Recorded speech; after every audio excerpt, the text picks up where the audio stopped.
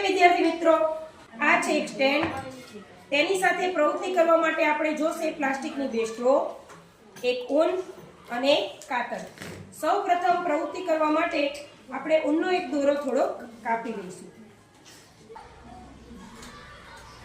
અહીંયા આપણે સ્ટ્રોને દોરી વડે બાંધી દીધી છે. હવે આ દોરીને આપણે સ્ટેન્ડ સાથે લટકાવી દઈશું.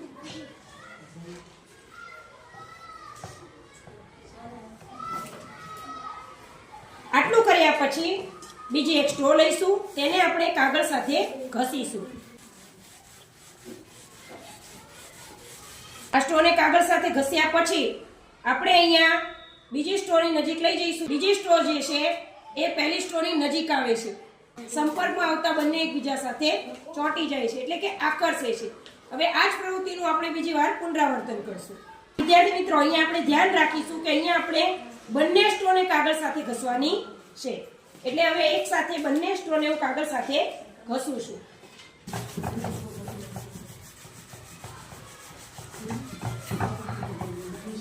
બંને સ્ટ્રોને કાગળ સાથે ઘસ્યા પછી એકબીજાને નજીક લઈ જતા બીજી સ્ટ્રો જે છે બીજીથી દૂર જાય છે. તમે ચાલો વિદ્યાર્થી મિત્રો, આ જ પ્રવૃત્તિનું આપણે પુનરાવર્તન કરીશું. તે પ્રવૃત્તિ કરવા માટે કાગળના બદલે આપણે કોરા વાળ લઈશું.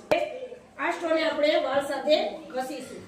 અહીંયા એક વાતનું ધ્યાન રાખવાનું છે કે જે આપણે વાળ સાથે સ્ટ્રો કે પેન્સિલ ઘસીએ એને એક જ દિશામાં ઘસવાની છે. બીજી સ્ટ્રોની નજીક લઈ જતા તે ચોંટી જાય છે. કારણ તો કે એક સ્ટ્રો જે છે ધનભારિત છે અને બીજી ઋણભારિત છે. એટલે આ સ્ટ્રો જે છે એકબીજાની નજીક આવતા બંનેને આકર્ષે છે. હવે બંને સ્ટ્રોને આપણે વાળ સાથે ઘસીશું.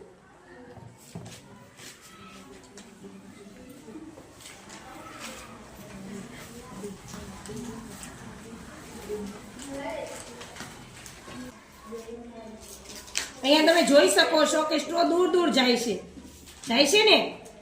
આવું કેમ થયું? તો બંને જે છે ધનભારિત છે, એટલે બંને એકબીજાને આકર્ષે છે.